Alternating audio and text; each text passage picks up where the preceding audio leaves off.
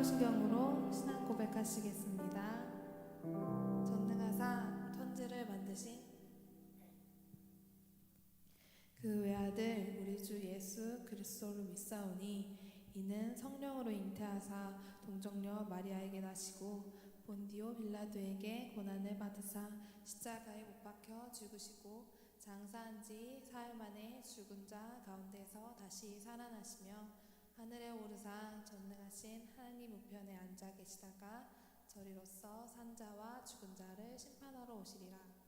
성령을 믿사오며 거룩한 공회와 성도가 서로 교통하는 것과 죄를 사하여 주시는 것과 몸이 다시 사는 것과 영원히 사는 것을 믿사옵나이다. 아멘.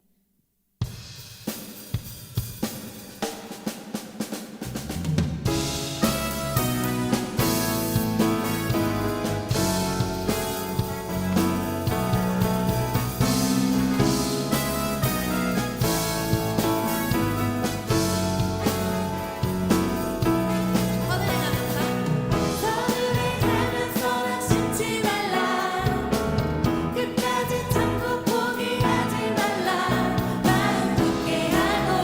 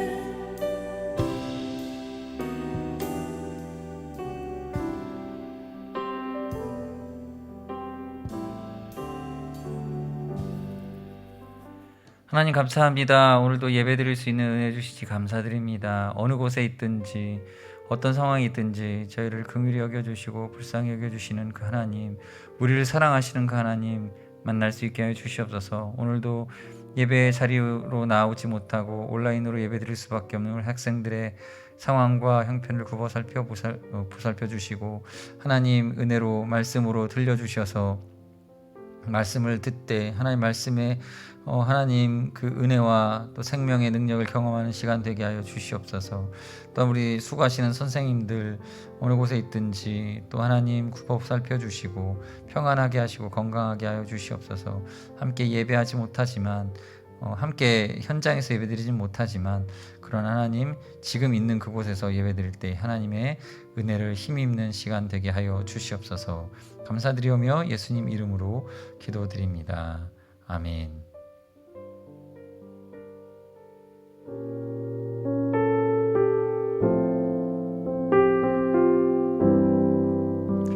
지금 함께 보실 하나님 말씀은 사무엘상 17장입니다. 사무엘상 17장 32절부터 사무엘상 17장 32절부터 37절까지의 말씀입니다. 제가 봉독해 드리겠습니다. 다윗이 사울에게 말하되 그로 말미암아 사람이 낙담하지 말 것이라 주의 종이 가서 저 블레셋 사람과 싸우리이다 하니, 사울이 다윗에게 이르되 네가 가서 저 블레셋 사람과 싸울 수 없으리니 너는 소년이요 그는 어려서부터 용사임이니라. 다윗이 사울에게 말하되 주의 종이 아버지의 양을 지킬 때에 사자나 곰이 와서 양떼에서 새끼를 물어가면 내가 따라가서 그것을 치고 그 입에서 새끼를 건져내었고, 그것이 일어나 나를 해하고자 하면 내가 그 수염을 잡고 그것을 쳐 죽였나이다. 주의 종이 사자와 곰도 쳤은즉 살아계시는 하나님의 군대를 모욕한 이 할례받지 않은 블레셋 사람이리이까. 그가 그 짐승은 하나와 같이 되리이다. 또 다윗이 이르되 여호와께서 나를 사자의 발톱과 곰의 발톱에서 건져내셨은즉 나를 이 블레셋 사람의 손에서도 건져내시리이다. 사울이 다윗에게 이르되 가라, 여호와께서 너와 함께 계시기를 원하노라. 아멘. 1947년에 노벨 문학상을 받은 프랑스의 작가 앙드레 지드는 이런 말을 했습니다. 겉보기에는 매우 작아 보이는 일에도 최선을 다하라. 그 작은 일을 마치는 순간 우리는 그만큼 강해진다. 작은 일에 최선을 다하다 보면 더 큰 일은 자연히 해결할 수 있게 된다. 뜻이 있는 곳에 길이 있다고 한다. 매사 버릴 게 없다는 마음가짐으로 임할 때 꿈은 뒤따라 이루어진다 라고 말했습니다. 더불어 성경에서도 누가복음 16장 10절에 지극히 작은 것에 충성된 자는 큰 것에도 충성되고 지극히 작은 것에 불의한 자는 큰 것에도 불의하니라.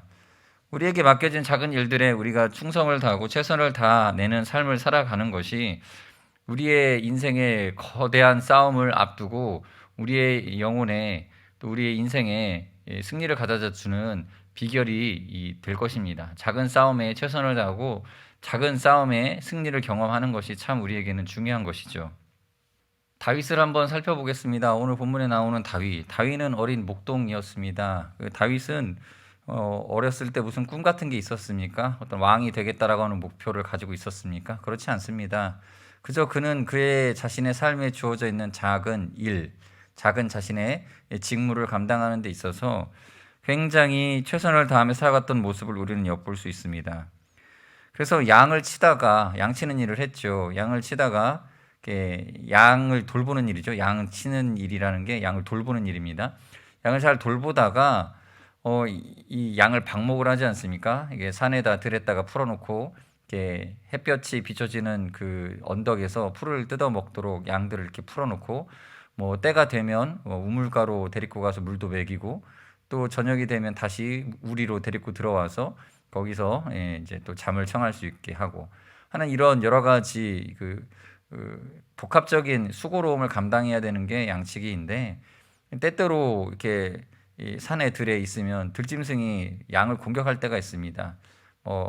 자그마한 들개 정도야 뭐 얼마든지 물리칠 수 있겠다 싶겠지만 다윗이 양을 칠 때에 종종 감당하기 어려운 적들이라고 볼 수 있는 오늘 본문 성경에 보시면 곰이나 사자 같은 큰 짐승이 와서 이 양들을 움켜가는 일들이 종종 발생했습니다.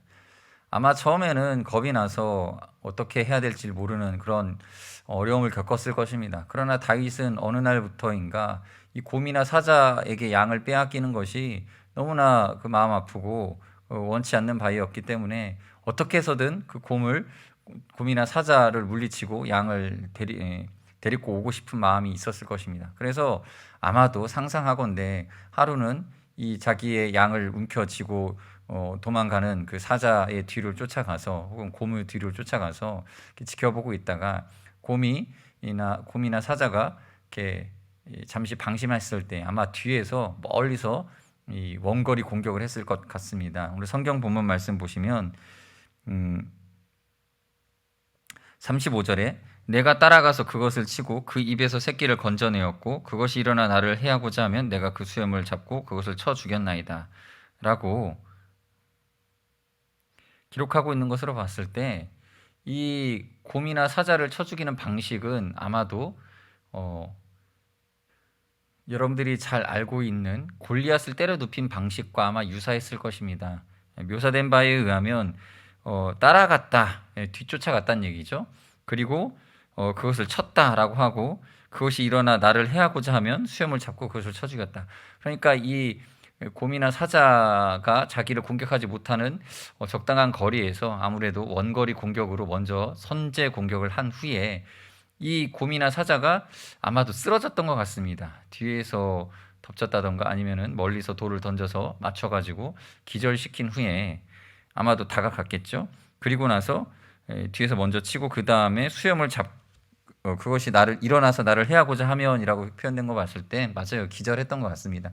기절시키고 다가가서 다시 일어나려고 하면 아마 가까운 거리에서 이제 필살의 일격을 가하여서 그 녀석의 목숨을 빼앗고 양을 건져내었던 것으로 보여집니다. 이 방식은 오늘날 전쟁의 기본 틀이 되어진 것 같습니다. 오늘날 전쟁이 어떻게 벌어집니까? 먼저 목표 타겟을 정해놓고 원거리 공격을 합니다. 멀리서 포격을 가거나 아니면은 저 하늘 높은 곳에서 미사일을 떨어뜨리든가 해서 먼저 폭격을 합니다. 폭격을 해서 상대방의 그 적 진영이 혼비백산할 때에 그때에 이제 지상군이 장갑차나 탱크를 앞세워서 진격하고 그 다음에 보병이 들어가서 구석구석 적병들을 포위하고 이렇게 점령을 해 나가는 방식으로 전쟁을 치르죠. 그렇게 해야 아군의 희생을 최소화할 수 있기 때문입니다.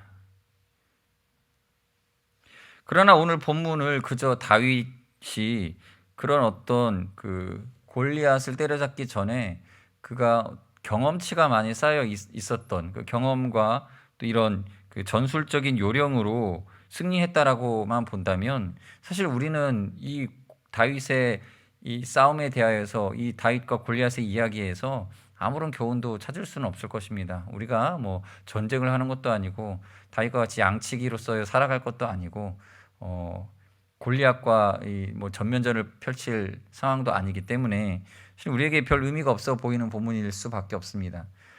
그러면 이 성경에서 오늘 본문에서 우리에게 가르쳐 주는 교훈은 무엇일까요? 저는 보다 상징적인 의미가 있다고 생각합니다. 어떤 상징적 의미가 있겠습니까? 이 골리앗과의 전투에서 가졌던 이 다윗의 이 승리는 영적 전쟁에서의 승리의 비결을 우리에게 가르쳐 주고 있습니다. 영적 전쟁이라고 하니까 애매하게 생각할 수도 있겠지만 그냥 우리 삶 자체에 일어나는 모든 삶의 문제에 있어서의 우리에게 승리를 어떻게 취해야 될 것인가를 가르쳐 주는 그런 교훈을 담고 있다라고 바라봐야 할 것입니다. 첫째, 다윗에게는요 두려움이 없었습니다. 조직 심리학 박사인 이 앨런 다운스라고 하는 사람은 이런 말을 했습니다. 두려움에서 해방되는 것이 인생 성공의 핵심이다라고 말하고 있습니다. 그러면서 부연 설명하는 것이 무엇이냐면 재능을 개발하는데 가장 커다란 적이 바로 공포, 즉 두려움이라는 것입니다. 자신의 재능을 믿지 못하게 만들고 그 재능의 극대화를 방해하는 것이 바로 재능의 숨통을 쥐고 있는 공포라는 것입니다. 여러분, 오늘 본문에서도 사울 왕과 이스라엘 진영의 군사들은 골리앗을 보고 두려움에 벌벌 떨고 있었습니다. 아무도 골리앗 앞에 나아가려고 하는 장수가 없었습니다.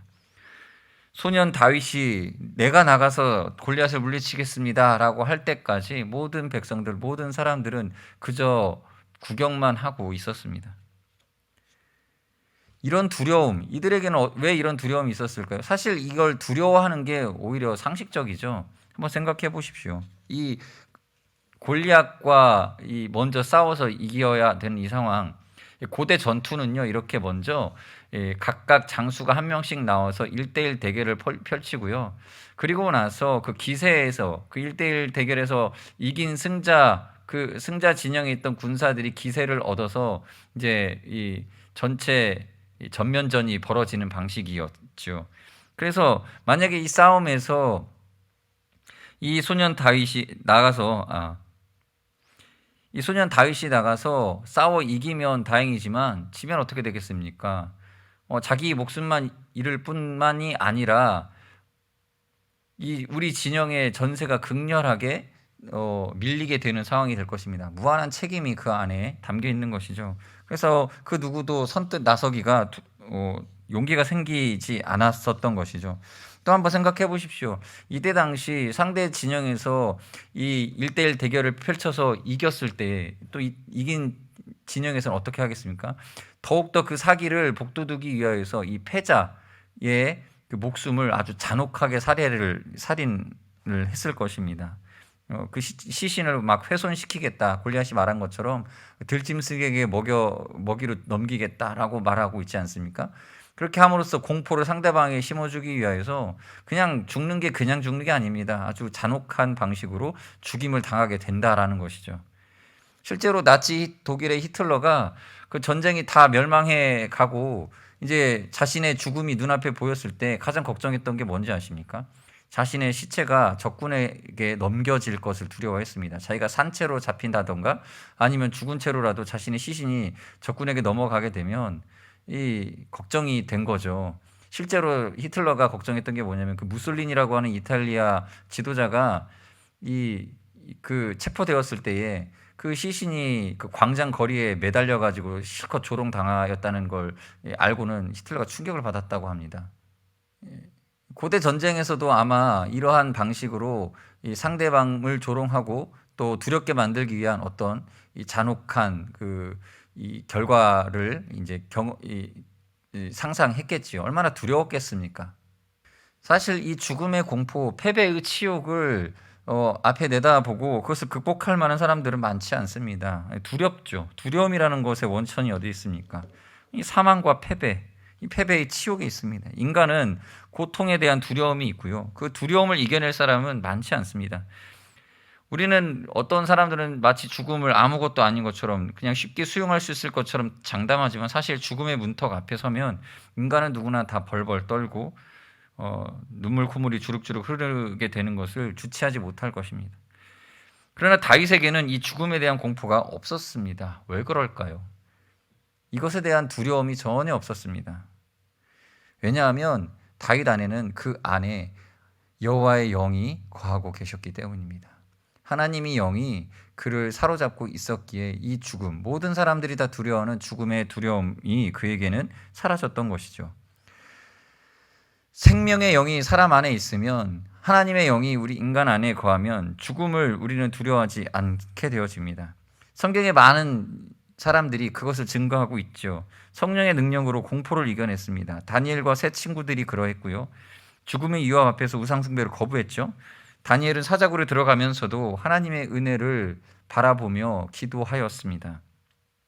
에스더는 왕 앞에 나아갈 때 내가 죽으면 죽으리이다 하고 나아갔습니다. 여러 선지자들도 하나님의 말씀을 전하는 데 있어서 죽음을 두려워하지 아니하였고, 사도들 가운데서도 여러 사도들이 순교의 길을 걸어갔습니다. 죽음을 두려워하지 않았습니다. 스데반 집사는 그가 돌에 맞아 죽을 때에도 하늘에 계신 하나님 우편에 예수 그리스도께서 서서 자기를 바라보고 계시는 것을 이렇게 예수님의 얼굴을 바라보면서 환하게 웃으면서 죽음을 맞이했다고 성경이 기록하고 있지 않습니까? 생명의 성령의 능력을 의지함으로 죽음의 공포를 물리칠 때 사실 모든 불가능을 뛰어넘는 능력의 종이 될 수 있습니다. 다윗은 하나님의 영에 감동되어진 자였기 때문에 골리앗 앞에 두려워하지 않았습니다. 그가 물론 자기의 그 과거의 경험, 사자나 곰 이야기를 들은 것은 자기가 그걸 의존했기 때문이 아니라 자신 안에 하나님의 영이 함께 계심으로 이 옆에 벌벌 떨고 두려워하는 사울에게 그를 안심시키기 위한 목적이 더 컸을 것입니다. 그것을 의지해서 내가 사자나 곰을 이겼던 경험을 의지해서 나가는 것이 아니라 다윗은 정확하게 말하죠. 너는 칼과 창과 단창으로 내게 오거니와 나는 네가 모욕하는 만군의 여호와의 이름으로 내게 나아간다라고 고백하고 있지 않습니까? 다윗이 나아갔던 것은 다름이 아니라 하나님입니다.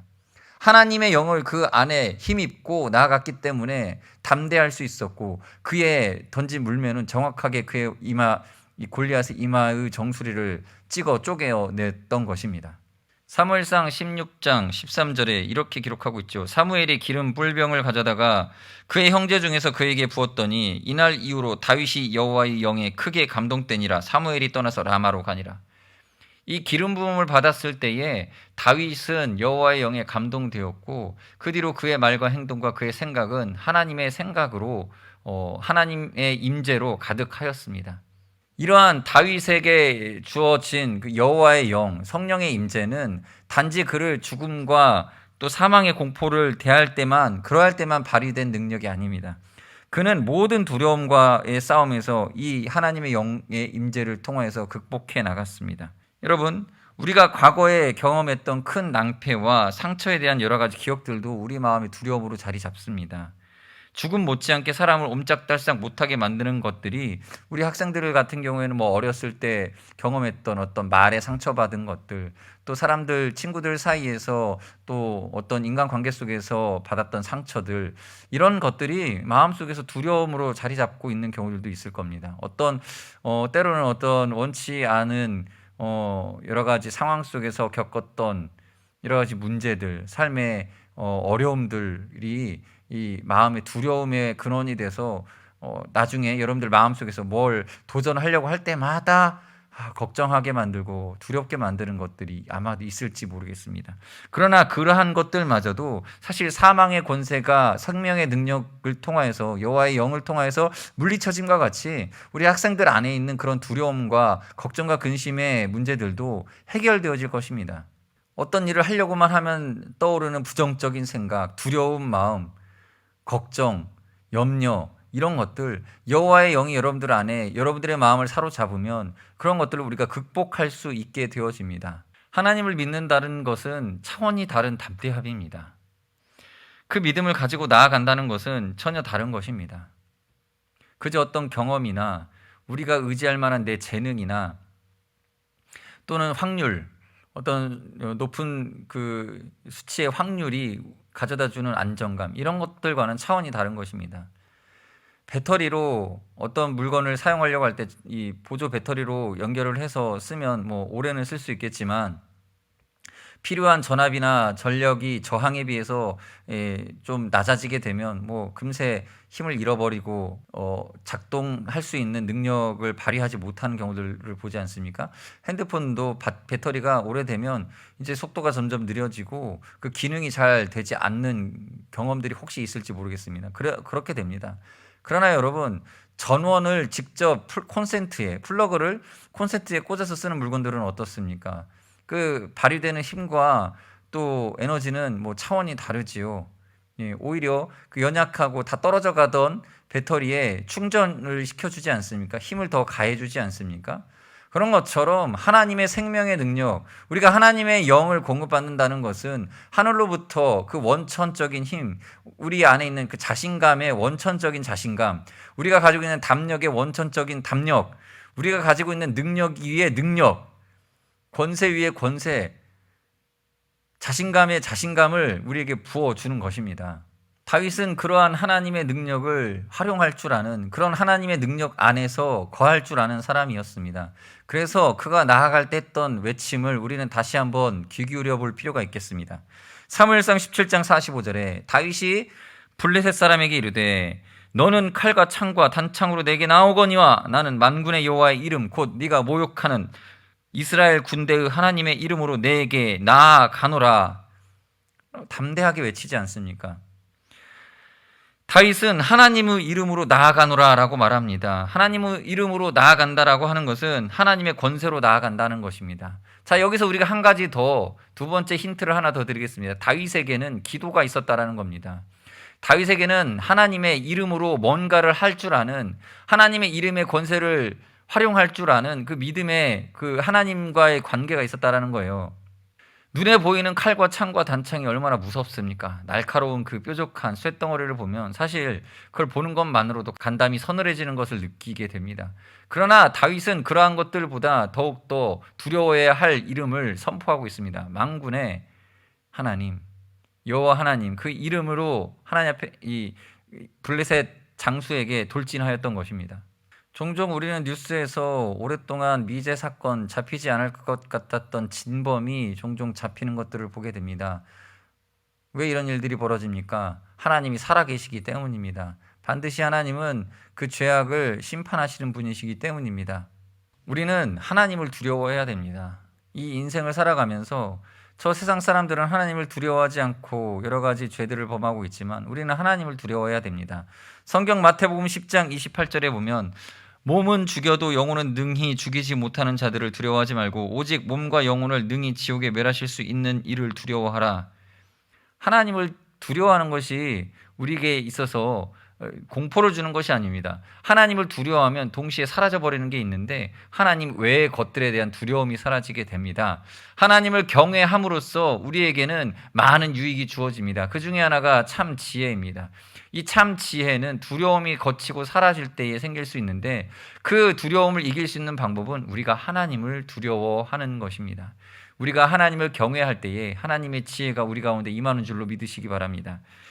그러므로 하나님이 우리를 도우신다는 사실, 하나님의 능력이 이 세상의 모든 능력보다 위에 있다는 사실을 믿을 때 우리는 무엇을 할 수 있습니까? 하나님을 경외하는 마음 가운데에 그 하나님을 의지하는 행위, 곧 기도를 할 수 있습니다. 목사님이 군대에 있을 때 포병이었습니다. 이 포병 훈련을 하면 이렇게 보병하고 같이 연합 훈련을 하게 되는데 뭐 보병을 직접 만나는 건 아닙니다. 저희는 그 보병이 진격해야 할 진지의 한참 뒤에 다른 곳에 진지를 펼쳐놓고 거기서 대포를 준비를 합니다. 그래서 대포의 사각과 편각을 측정을 해서 멀리서 이 대포를 쏩니다. 그러면 그 대포가 어디로 날아갑니까?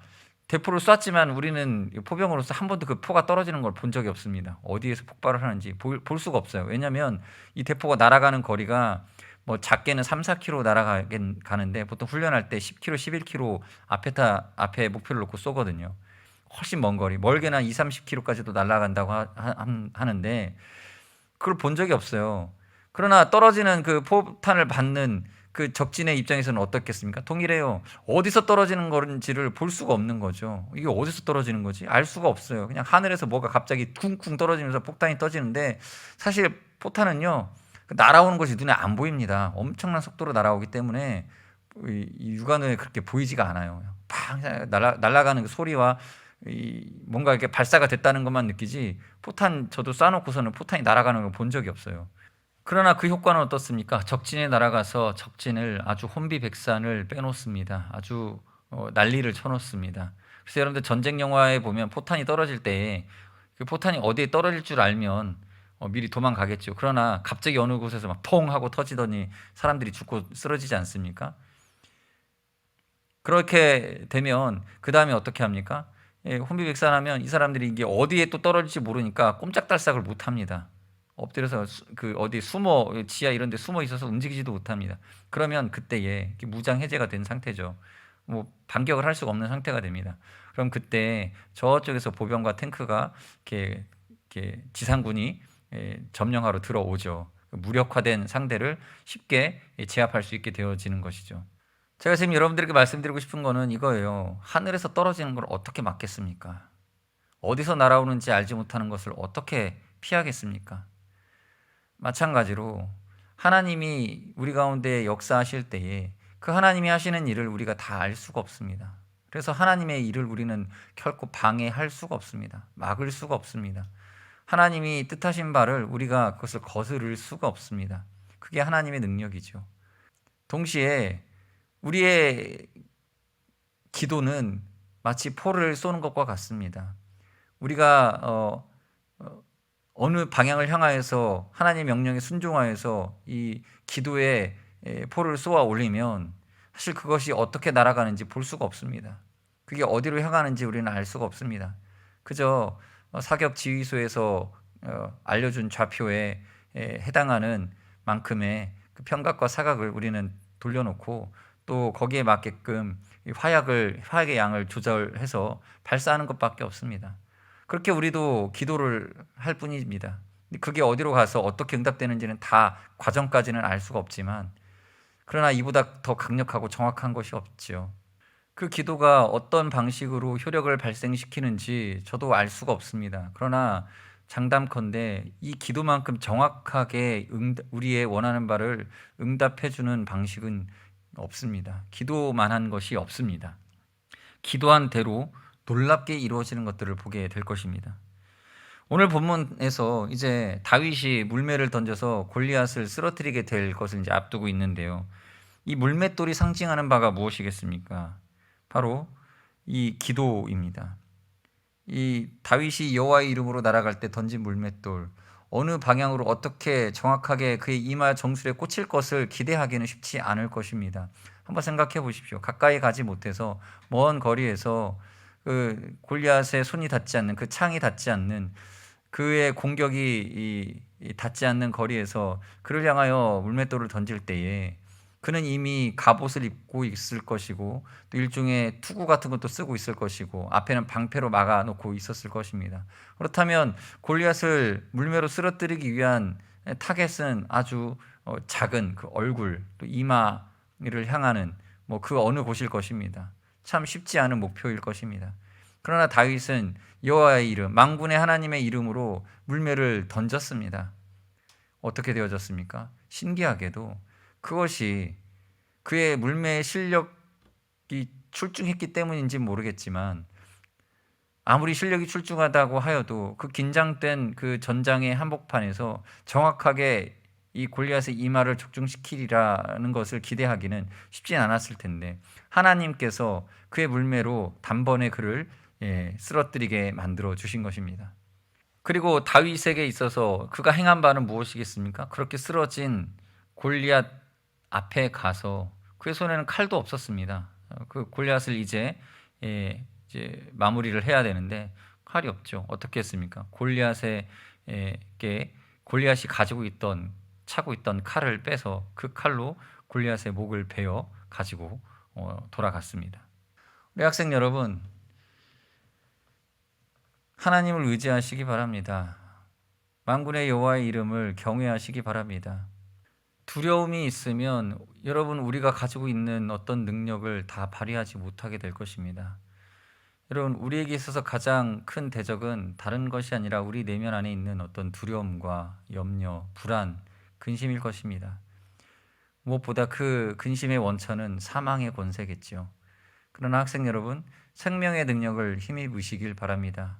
여호와의 영, 여러분 성령 받으시길 원합니다. 하나님께서는 여러분들에게 성령을 부어주시길 원합니다. 하나님의 영 여러분들에게 임하기를 구하며 간구하는 여러분들 되시길 바랍니다.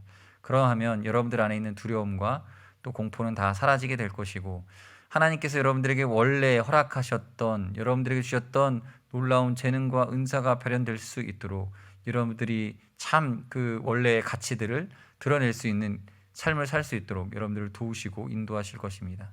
그러므로 우리 학생 여러분, 하나님께 맡기십시오.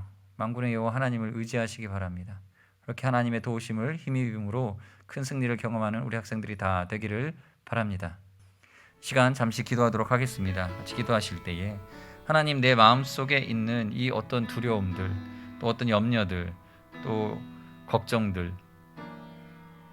어렸을 적 상처들, 하나님 주님 앞에 내어놓습니다. 오직 하나님의 영이 우리 가운데 충만하여서 이 모든 두려움들을 극복하고 하나님 앞에서 귀하게 쓰임받는 거룩한 그릇이 되게 해 주시옵소서 하면서 기도하시고 성령 충만을 위해서 기도하시고 다윗과 같은 인생, 하나님을 의지하며 승리하는 인생 되게 해달라고 간절한 마음으로 여러분 자신을 위하여서 잠시 기도하는 시간 갖도록 하겠습니다. 기도하시겠습니다.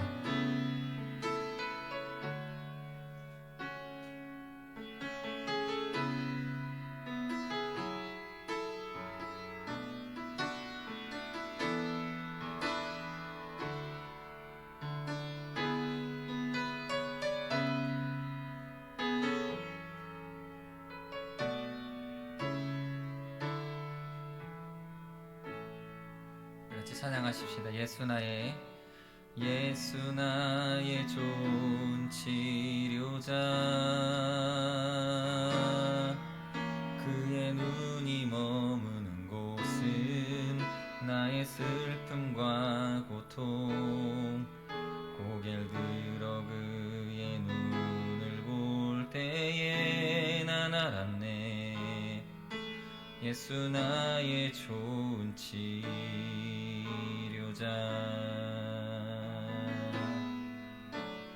예수 나의 좋은 치료자, 그의 손길이 닿는 곳은 나의 상처와 아픔, 영원히 흐를 것 같았던 눈물 다 멎었네. 예수 나의 치료자, 나 노래하리라. 나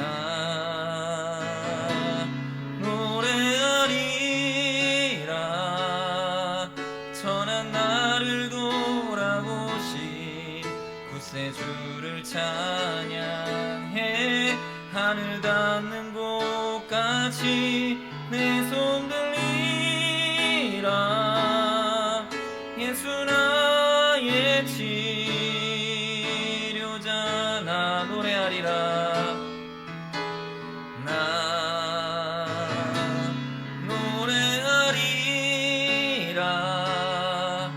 선한 나를 돌아보신 구세주를 찬양해.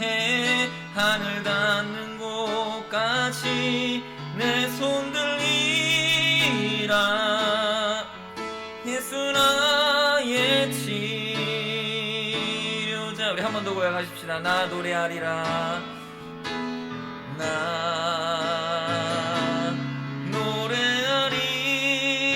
노래하리라. 천한 나를 돌아보신 구세주를 찬양해.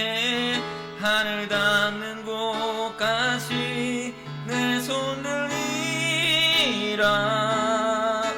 예수 나의 치료자.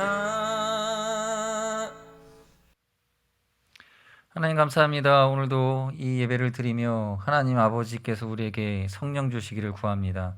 우리 학생들의 마음속에 있는 죄의식, 두려움, 공포, 염려들을 하나님 물리쳐 주시고 하나님 간구한 그대로 그 아들 예수 그리스도의 이름으로 말미암은 성령을 충만하게 우리 학생들에게 부어 주옵소서.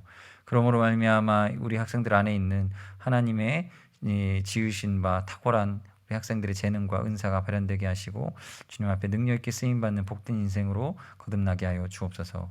예수님 이름으로 기도드립니다. 아멘. 이제는 우리 주 예수 그리스도의 은혜와 하나님 아버지의 크신 사랑하심과 성령님의 교제 교통기로 충만하심이 하나님의 영이 우리 안에 거하시며 하나님 경외함으로 두려움을 물리치고 승리하는 삶을 살기로 다짐하고 소원하는 우리 학생들 위해 이제로부터 영원토록 함께 있을지어다. 아멘.